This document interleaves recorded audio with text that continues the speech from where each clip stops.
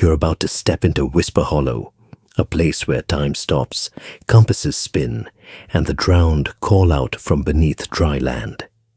This is the true account of Emma and Clara Thornton, two sisters who entered the Ohio forest on October 14th, 1850, and were never seen alive again.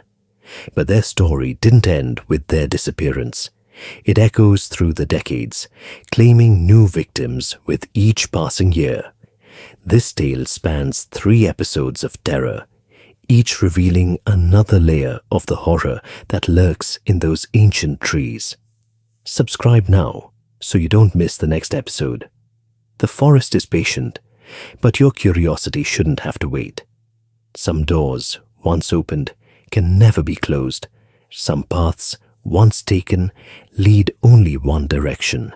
And some voices, once heard, will call to you forever. Welcome to Whisper Hollow. Try to find your way out.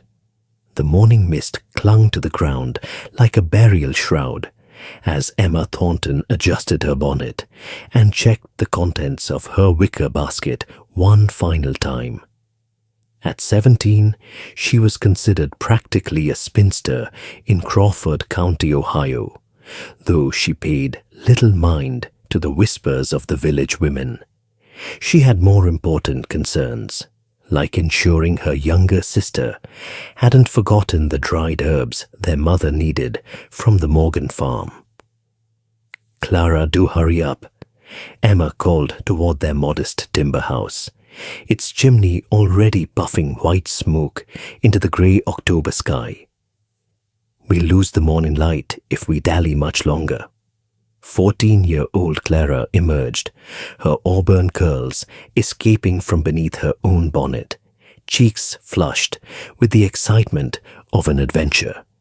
The Morgan farm lay 3 miles distant, and though the journey along the main road was tedious, Clara had been lobbying all week to take the shortcut through Whisper Hollow. "I still think we should go through the forest," Clara said, falling into step beside her sister.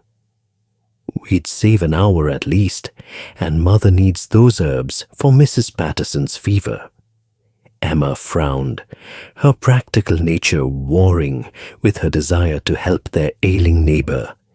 The forest that sprawled between their farm and the Morgans had always unsettled her, though she couldn't articulate why. The trees grew too close together there, their branches intertwining overhead like grasping fingers. Local children claimed they heard voices in those woods, though Emma dismissed such talk as superstitious nonsense. "The forest path isn't properly maintained," Emma said, though her resolve was weakening. "Father says parts of it have grown over entirely." "But Emma, think of Mrs. Patterson. Her fever has lasted 3 days already. An hour could make all the difference."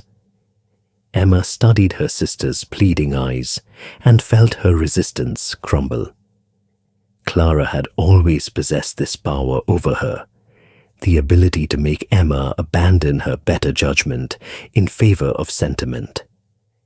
It was both Clara's greatest charm and, Emma suspected, her most dangerous quality. "Very well," Emma sighed. "But we stay on the path, such as it is. No wandering off to investigate squirrel nests or fairy rings or whatever other nonsense catches your fancy." Clara's face lit up like a lamp, and she linked her arm through Emma's. "You're the best sister in all of Ohio, perhaps in all of America." They turned off the main road onto a narrow deer trail that led into Whisper Hollow. The forest swallowed them almost immediately, the autumn canopy filtering the morning light into a dim, greenish glow. The air grew noticeably cooler beneath the trees, carrying the scent of rotting leaves and damp earth. Emma couldn't shake the feeling that they were being watched. "Tell me a story," Clara said, her voice unnaturally loud in the forest's hush. One of your ghost stories. I thought you found my stories too frightening, Emma replied, stepping carefully over a gnarled root that had thrust through the path. I'm older now. 14 is practically grown. Emma smiled despite her unease. Very well. Have I told you about the Hollow Creek Witch? The one who drowned in 1803, of course. Everyone knows that one. Ah, but do you know why she drowned? Emma lowered her voice to a theatrical whisper. They say Constance Merrow wasn't a witch at all, but a midwife who knew too many secrets. When the magistrate's wife died in childbed, he blamed Constance, claimed she'd cursed the birth. The townspeople dragged her to Hollow Creek, which runs right through these very woods, and held her under until the bubbles stopped. Clara shivered, pressing closer to Emma. That's horrible. What secrets did she know? That's just it. No one remembers. But they say that on certain nights when the moon is dark, you can still hear her gasping for air among the trees. And if you're foolish enough to answer when she calls your name, she'll drag you down into the creek with her, desperate for company in a watery grave. Emma, Clara swatted her sister's arm. You're being deliberately frightening. You asked for a ghost story. They walked in silence for several minutes, the only sounds their footfalls and the occasional cry of a crow overhead. The path, which had been faint to begin with, was becoming increasingly difficult to follow. Underbrush encroached from both sides, and fallen leaves obscured the track entirely in places. Are you certain this is the right way? Clara asked, her earlier enthusiasm dimming. Emma consulted her mental map, trying to remember what their father had told them about the forest paths. The Morgan farm should be north-northeast of their position, which meant... She looked up at the sky, but the canopy was too thick to see the sun's position clearly. I think so, Emma said, though uncertainty crept into her voice. We should come to a clearing soon, with a lightning-struck oak at its center. Father mentioned it. They pressed onward, but the promised clearing didn't materialize. Instead, the forest grew denser, the trees seeming to crowd closer together with each step. Emma noticed that the birdsong, which had provided a cheerful soundtrack to the beginning of their journey, had ceased entirely. The silence pressed against her ears like wet wool. Emma, Clara whispered, I don't like this.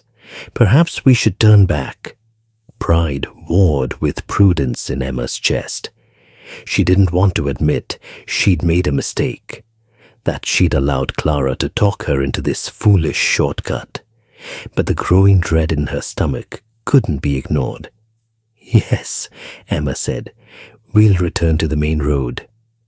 They turned around, retracing their steps, or attempting to. The path behind them looked different somehow.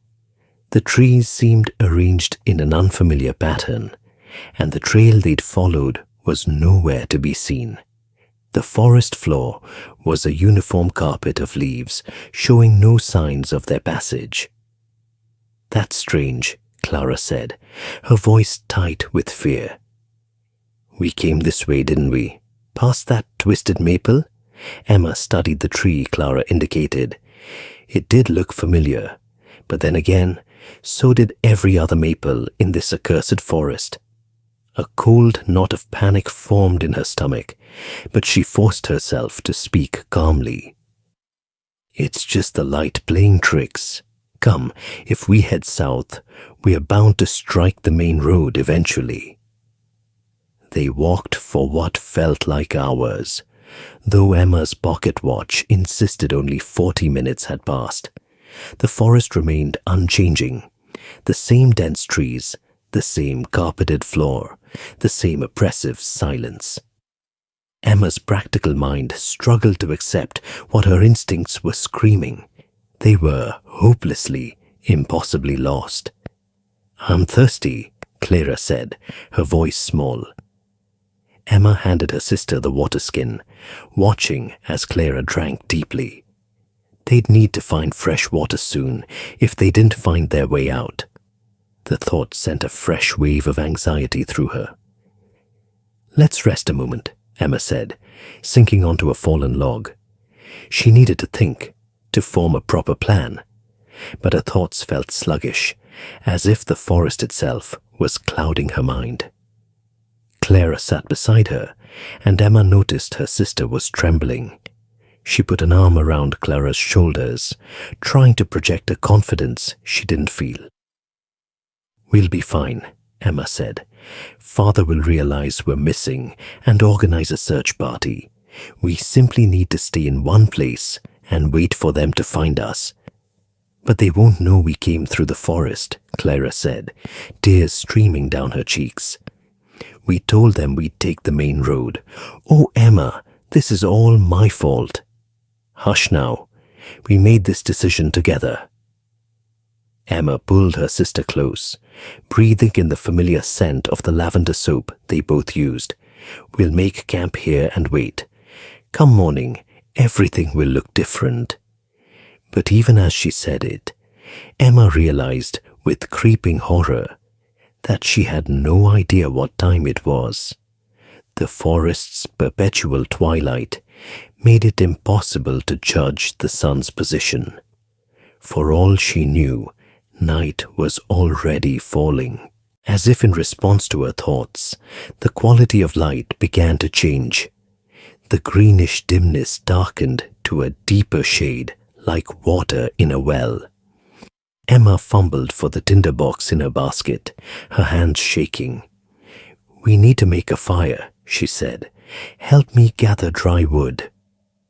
They scoured the immediate area for fuel, but everything was damp with the morning's mist.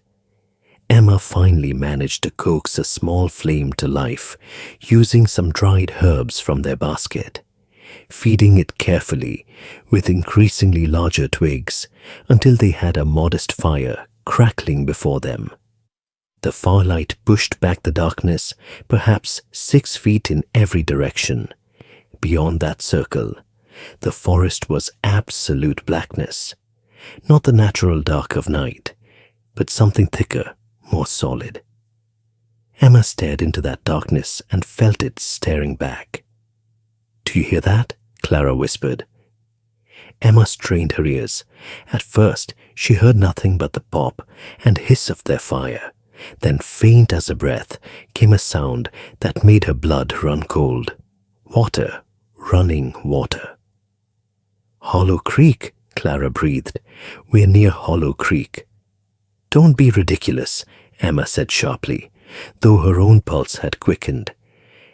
"That's just coincidence. There are many streams in this forest." But even as she spoke, another sound joined the water's murmur, a wet, gasping breath, like someone drowning. It came from somewhere in the darkness beyond their fire.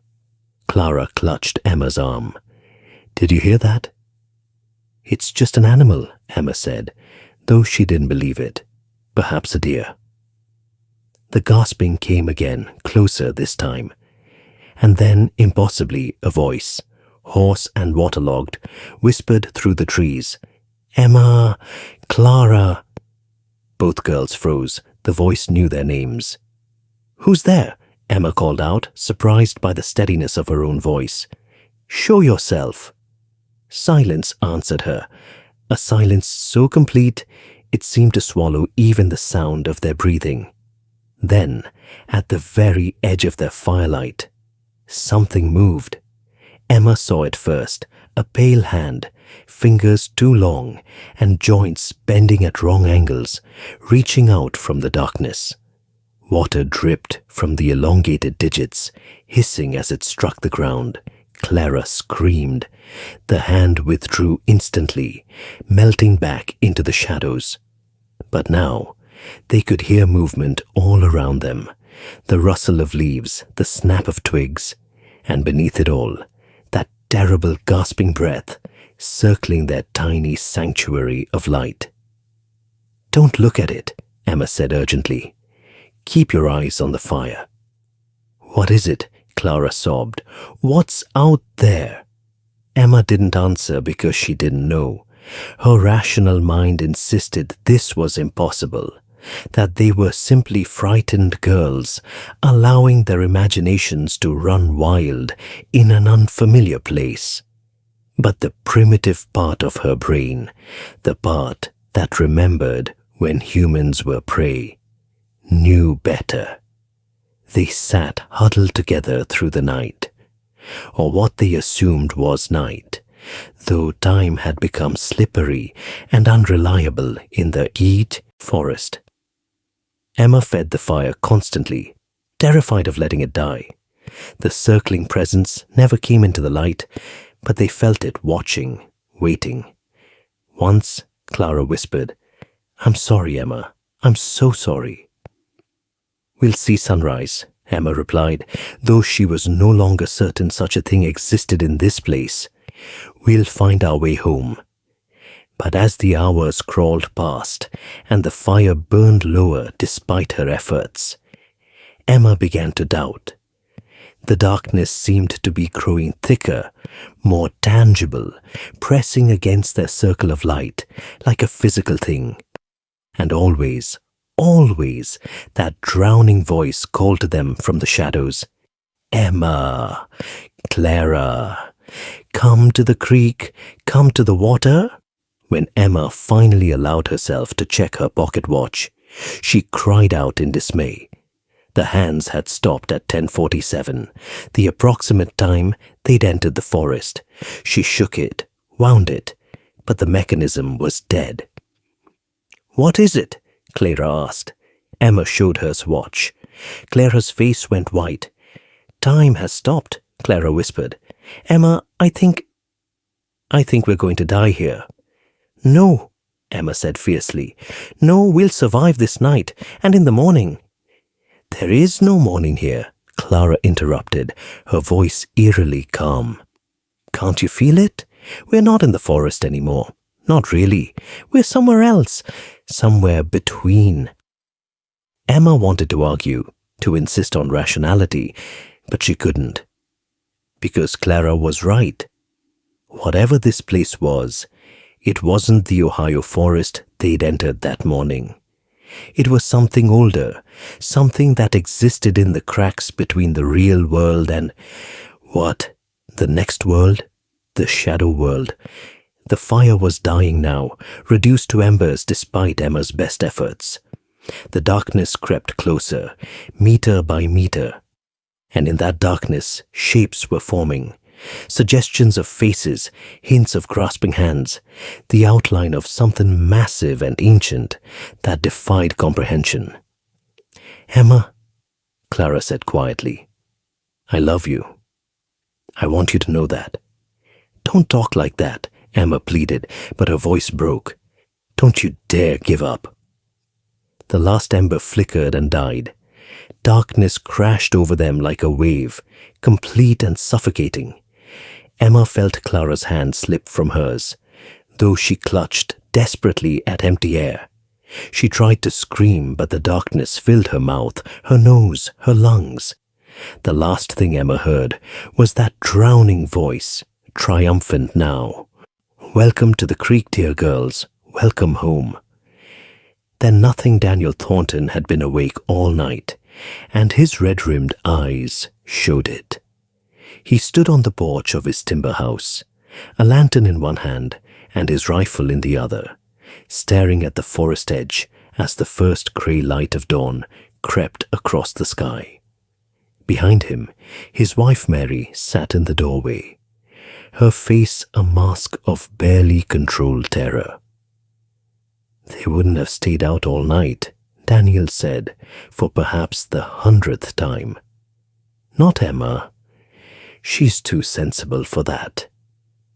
Mary made a sound that might have been agreement, or might have been a sob. Their daughters had been missing for 20 hours now, and with each passing minute, hope leaked away like water through cupped hands. The sound of horses drew their attention. A group of men rode up the muddy track. Farmers, merchants, the blacksmith, and at their head, Sheriff William Hawthorne, his weathered face grim. "We'll find them, Daniel," the sheriff said without preamble. "I've got 30 men ready to search, and more coming from the neighboring farms." Where exactly were they headed? "Morgan Farm," Daniel replied. "To fetch herbs for the Patterson woman. They were to take the main road." "But they didn't," Mary spoke up, her voice hoarse. "I found this." She held up a scrap of blue fabric. "Caught on a bramble at the forest path entrance. It's from Clara's dress." A heavy silence fell over the group. Every man there knew the stories about Whisper Hollow. Most dismissed them as superstition, but all felt a certain unease about the deep forest that had stood unchanged since before the first white settlers arrived. "Right then," Sheriff Hawthorne said, dismounting. "We'll split into groups. Daniel, you and I will take the forest path. The rest of you spread out along the main road and check every farm, every house, every barn. If they're out there, we'll find them before nightfall." The search party dispersed with grim efficiency. Daniel shouldered his pack, kissed his wife's tear-stained cheek, and followed the sheriff toward the forest entrance. As they stood at the trailhead, looking into the shadow depths, Daniel felt an inexplicable dread settle over him. "Sheriff," he said quietly, "there's something wrong about this forest. Always has been." Hawthorne nodded slowly. "I know it, but our girls are in there, and we're going to bring them home." They entered Whisper Hollow. The change was immediately noticeable. The morning sounds of the farm, the rooster's crow, the lowing of cattle, the distant voices of the search party, all cut off as if someone had closed a door. The forest wrapped around them, still and silent as a tomb. "Call out," the sheriff instructed. "Make noise. Let them know we're here." "Emma!" Daniel shouted, his voice echoing strangely among the trees. "Clara, it's your father. Call out if you can hear me." No response came but the settling of leaves. They followed the narrow deer trail deeper into the forest, calling out every few minutes. Daniel marked their path carefully, breaking branches and stacking stones, determined not to make the same mistake his daughters might have made. But as they walked, he noticed something disturbing. The trail was changing. "Sheriff," Daniel said, stopping, "does this path look right to you?" Hawthorne frowned, consulting the rough map they'd brought. "Should be. We've only been walking 20 minutes or so." "Then why can't I see any of the markers I made?" Both men looked back the way they'd come. The broken branches, the stone, cairns, all gone. The path behind them was pristine, as if no one had passed through in years. "Must have gotten turned around," Hawthorne said, but his voice lacked conviction. "Let's keep going. We'll hit the clearing with the lightning oaks soon." But they didn't. An hour of walking brought them no closer to any landmark Daniel recognized. The forest remained unchanging. The same dense trees, the same leaf-covered floor, the same unnatural silence. "This isn't possible," Daniel muttered. "I've walked this forest since I was a boy. I know every damn tree." "Look at this," Hawthorne said, kneeling beside the path. He brushed away some leaves, revealing footprints in the soft earth beneath. Small prints, the size a young woman might make. They came this way. Hope and fear warred in Daniel's chest. How old are the tracks? Can't say for certain. The leaves have fallen over them, but Hawthorne trailed off, his expression troubled. Daniel, these prints are arranged strangely. See how they circle this tree. And then here, they seem to just stop. Daniel examined the tracks. His friend was right. The footprints circled a large maple 7 times, then ended abruptly in the middle of the path, as if the person making them had simply vanished into thin air. Emma wouldn't circle a tree, Daniel said firmly. She's too practical for such nonsense. Maybe they were confused, lost. Fear makes people do strange things. They followed the circling tracks, calling out continuously. Daniel tried not to think about how his daughters must have felt, alone in this oppressive forest as night fell. Had they been frightened, cold? Had they called for him? The question that truly terrified him, the one he didn't dare voice, were they still alive to call? The forest began to change as they walked. The trees grew closer together, their branches interweaving overhead until almost no light penetrated. The temperature dropped noticeably, and their breath began to fog.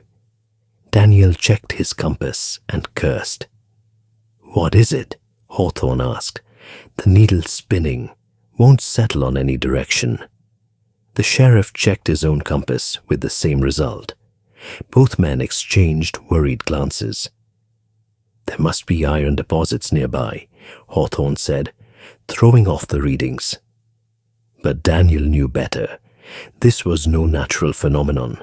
The forest was doing this somehow. The thought was insane, yet he couldn't shake it. They came to a stream. It appeared suddenly, cutting across their path, a narrow creek with water so dark it looked black.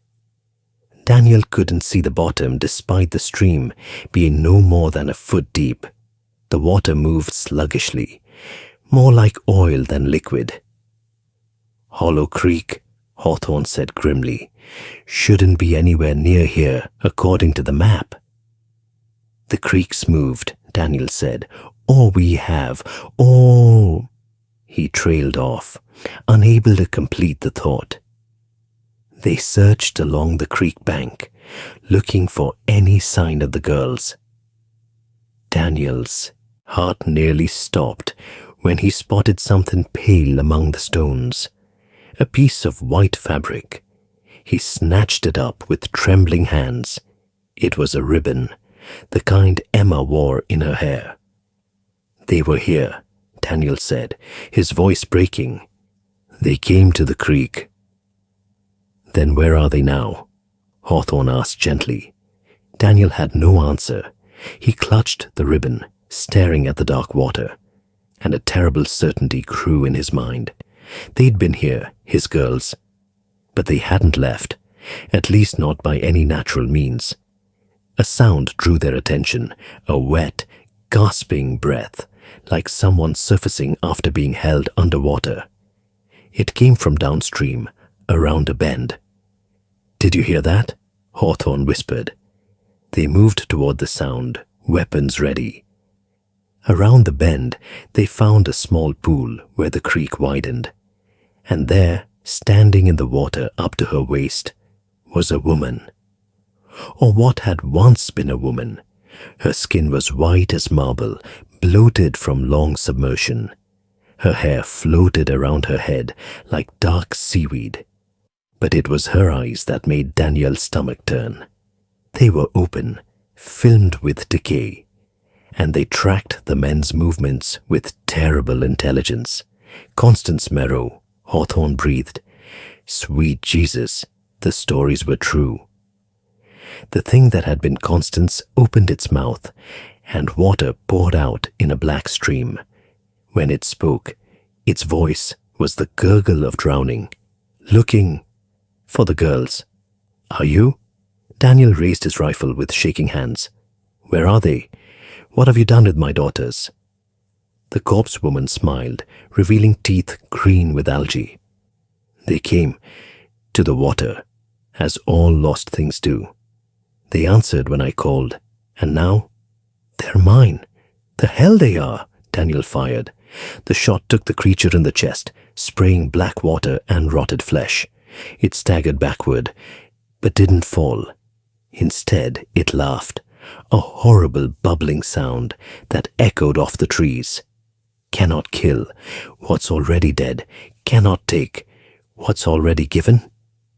More figures were rising from the pool now, men, women, even children, all bearing the marks of drowning.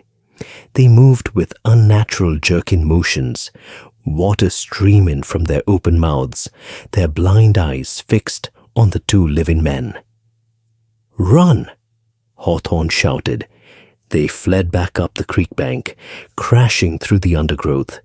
Behind them came the sounds of pursuit, wet footsteps, gasping breath, that terrible gurgling laughter. Daniel ran until his lungs burned, until his legs trembled with exhaustion, until they burst out of the forest onto the main road. The change was instantaneous and disorienting. One moment, they were in the dim, oppressive woods, with death literally at their heels. The next, they stood in bright afternoon sunlight on a well-traveled road, with farmland stretching out on either side. Daniel spun around, staring at the forest edge. It looked perfectly normal. Just trees and undergrowth. Nothing sinister about it at all. The drowned dead were nowhere to be seen. "What in God's name was that?" Hawthorne gasped, bent over with his hands on his knees. Daniel couldn't answer. His mind refused to process what they'd witnessed, but he knew with terrible certainty what it meant for his daughters. They were gone, taken by something that lived in the spaces between the real world and death, something that hungered for the living and would never give them back. When they returned to the farm that evening, Mary knew the truth before Daniel spoke a word. She saw it in his eyes, in the defeated slump of his shoulders.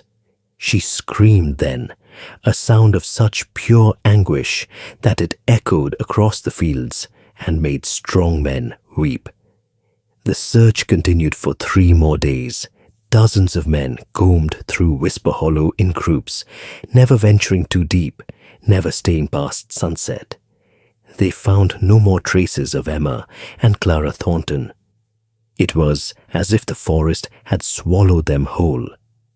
On the 3rd day, a boy of 12 named Thomas Fletcher claimed he saw 2 girls in white dresses standing at the edge of the forest at dusk.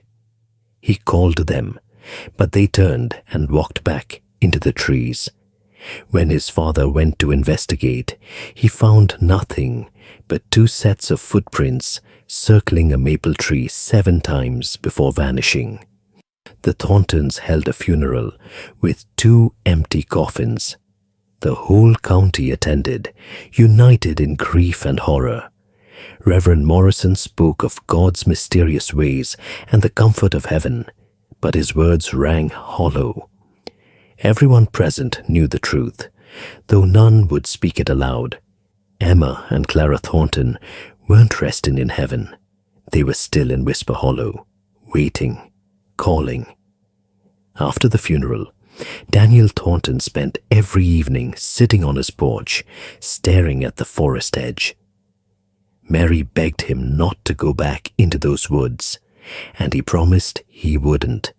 But they both knew it was a lie. The forest had his daughters, and sooner or later, it would have him too. Because that was the thing about Whisper Hollow. Once it called your name, once you heard that drowning voice among the trees, you were marked, and marked souls always eventually answered. Mary Thornton counted the days until her husband would disappear. She prepared herself for the grief, for the empty house, for a life lived alone. What she couldn't prepare for was the sound she began hearing on quiet nights. Young girls laughing in the distance, just beyond the tree line, followed by a voice calling, "Mother, come find us. Come to the creek." She locked her doors. She stuffed cotton in her ears. She prayed until her knees bled, but she could still hear them calling. Sarah Winters had never believed in ghost stories, which made her current situation particularly ironic. She stood at the edge of Whisper Hollow, a leather-bound journal in her hands and determination in her heart, preparing to do something monumentally foolish. At 32, Sarah was considered eccentric by the Azahar standards of Crawford County. She'd never married, preferring instead to pursue her passion for folklore and local history. She'd traveled from Boston specifically to investigate the disappearance of the Thornton sisters, a case that had haunted this region for a quarter-century. "You don't want to go in there, miss," said old Jacob Fletcher, the same boy who'd seen the ghostly girls 25 years ago, now a middle-aged farmer with haunted eyes. "Especially not today, it's the anniversary." "Which is precisely why I must go today," Sarah replied, adjusting her pack. Phenomena of this nature often exhibit cyclical patterns tied to temporal significance. Jacob stared at her blankly. "Ghost activity increases on anniversaries," Sarah translated. "If I want to document whatever happened to those girls, today is my best chance. Documenting won't bring them back, won't save you either if you're not careful." Sarah had heard similar warnings from everyone she'd interviewed over the past week. The Thornton case had left deep scars on this community. Daniel Thornton had vanished into the forest 3 years after his daughters, just as his wife had predicted. Mary Thornton had died in an asylum in 1862, driven mad by voices only she could hear. The Morgan farm, the intended destination of the girls' final journey, had been abandoned after the family's youngest son went missing in the forest in 1857. Whisper Hollow had claimed 11 people since the Thornton girls. The locals had learned to give it a wide berth, to take the long way around, no matter how inconvenient. The forest had gained a reputation as a cursed place, a thin spot where the walls between worlds grew dangerously porous, which was exactly what fascinated Sarah. "I'll be back before dark," she assured Jacob, though both knew the promise was likely empty. "If I'm not, don't come looking for me. Send word to my brother in Boston. He'll know what to do with my research." She entered the forest before Jacob could protest further. The change was just as the accounts had described: an immediate dampening of sound, a drop in temperature, a thickening of the air. Sarah pulled out her pocket watch and noted the exact time: 10:47 a.m., the same time the Thornton girls' watch had stopped. She walked carefully, making detailed notes in her journal. Every 50 paces, she tied a red ribbon to a tree branch, marking her path. She'd brought 2 compasses, 3 watches, matches, rope, food, water, and a revolver she barely knew how to use.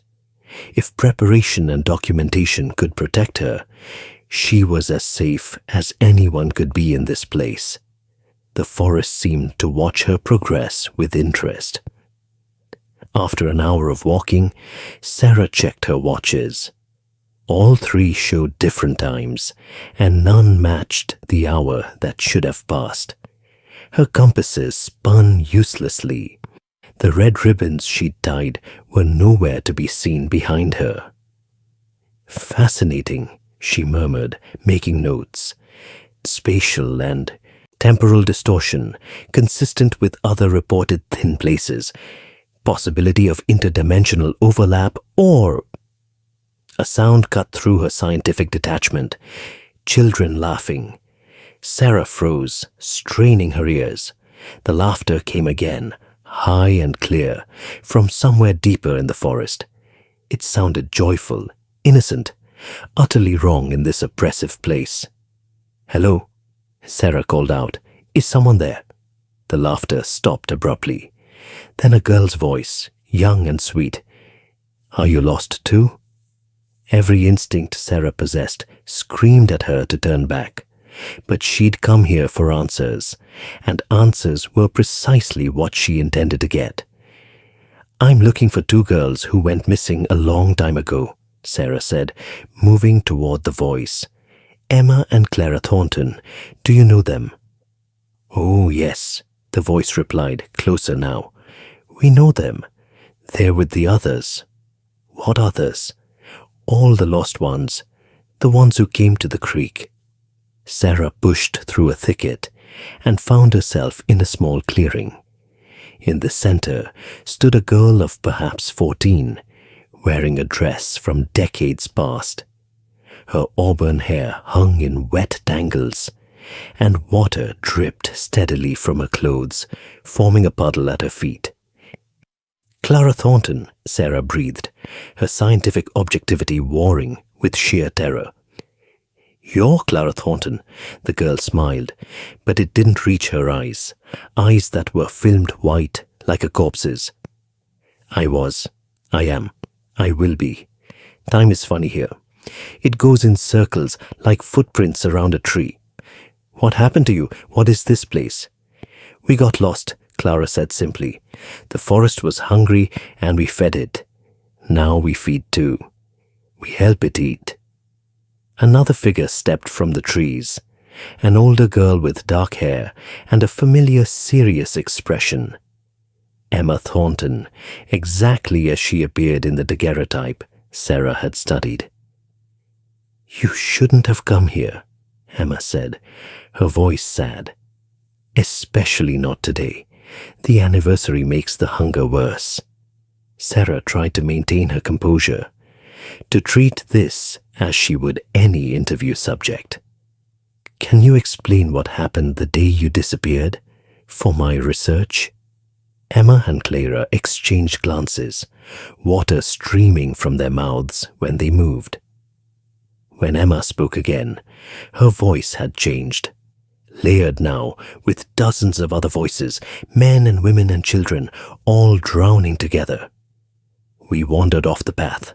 The forest led us in circles. Time stopped. The fire died.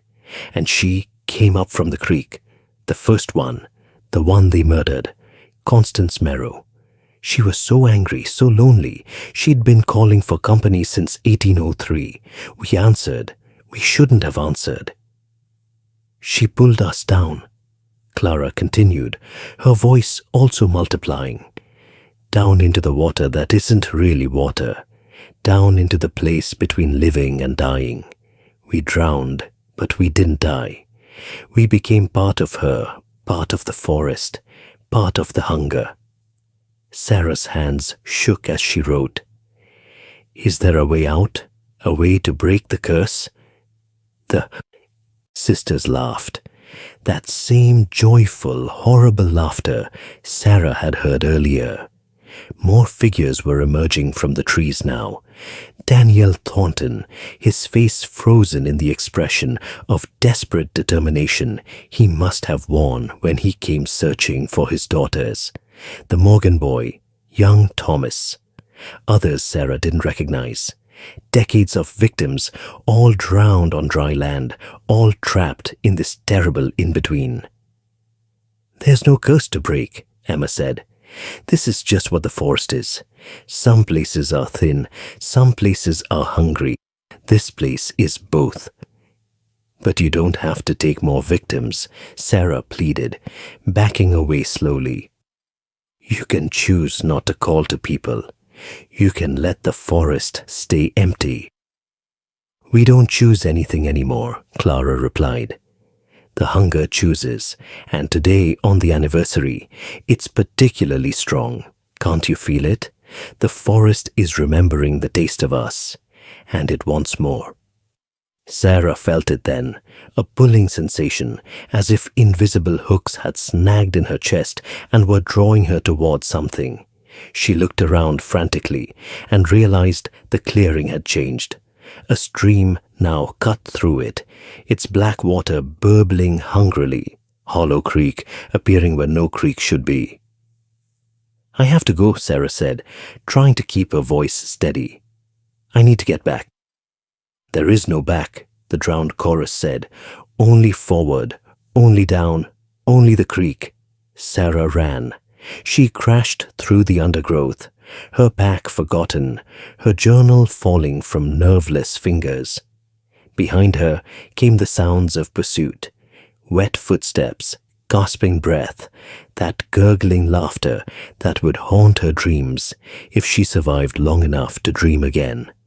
The forest had become a maze, paths appearing and disappearing, trees rearranging themselves like pieces on a board. Sarah's lungs burned, her legs trembled, but she didn't dare stop. The pulling sensation grew stronger with each step, as if the forest itself had become a living throat trying to swallow her whole. Then, miraculously, she saw it. A break in the trees, bright sunlight streaming through, the forest edge. Freedom. Sarah put on a final burst of speed and exploded out of Whisper Hollow onto the main road. She collapsed onto the dirt path, gasping, her heart hammering against her ribs. Behind her, the forest had gone silent and still. Jacob Fletcher helped her to her feet, his face pale. "You made it out. I didn't think... How did you escape?" Sarah looked back at the tree line, and her blood ran cold. Standing just inside the shadows were Emma and Clara Thornton, watching her with their filmed-over eyes. As Sarah stared, Clara raised one dripping hand and waved, a cheerful, childlike gesture that was utterly chilling. Then both sisters smiled and stepped backward into the darkness, vanishing like smoke. "I don't know if I did escape," Sarah whispered. Over the following weeks, Sarah tried to return to a normal life in Boston. She wrote up her findings, published a paper on supernatural phenomena in isolated woodlands, and attempted to forget the faces of those drowned girls. But something had changed. She could hear water running at night, even though her apartment was nowhere near a stream. She found her clothes damp in the morning, though she'd hung them to dry. And worst of all, she'd begun having the dreams. In them, she was back in Whisper Hollow, walking toward Hollow Creek. The Thornton sisters stood on the bank, beckoning to her, and Sarah knew, with the absolute certainty that only dreams can bring, that one day she would answer their call. Because the forest had tasted her. It had let her go, but only temporarily. She was marked now, just like all the others. Sarah Winters was reported missing on October 14th, 1876, exactly 1 year after her visit to Whisper Hollow. Her landlord found her apartment empty, the door standing open. On her desk was her journal, opened to the last entry. "I can hear them calling. I have tried to resist, but the pull is too strong. The forest is patient. It can wait decades, centuries, forever. And it never forgets. I understand now what happened to Daniel Thornton. I understand why Mary Thornton heard her daughters calling. Once you enter Whisper Hollow, you never truly leave.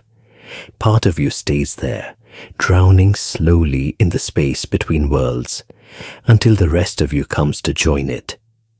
I am going back. Not because I want to, but because I must. The creek is calling my name, and I am so very tired of pretending I don't hear it." Below this, in a different hand, childish and looping, written in what appeared to be water, were 2 more lines. "Sarah joined us today. She's with the others now. The forest is still hungry. It's always hungry. Who will come next? In Crawford County, Ohio, Whisper Hollow remains. The locals have learned to give it a wide berth, to take the long road, to cover their ears on October nights when the wind carries voices through the trees. They tell their children the story of the Thornton sisters and all who came after, not as entertainment, but as warning. The forest is patient, the forest is hungry, and on certain nights, when the moon is dark and the anniversary approaches, you can still hear them calling from among the trees. Emma and Clara and Daniel, Thomas and Sarah and all the others, their voices blending together in a chorus of the drowned. Come to the creek, come to the water, come join us. We're so lonely here. And every few years, despite all warnings, someone answers. The forest always feeds.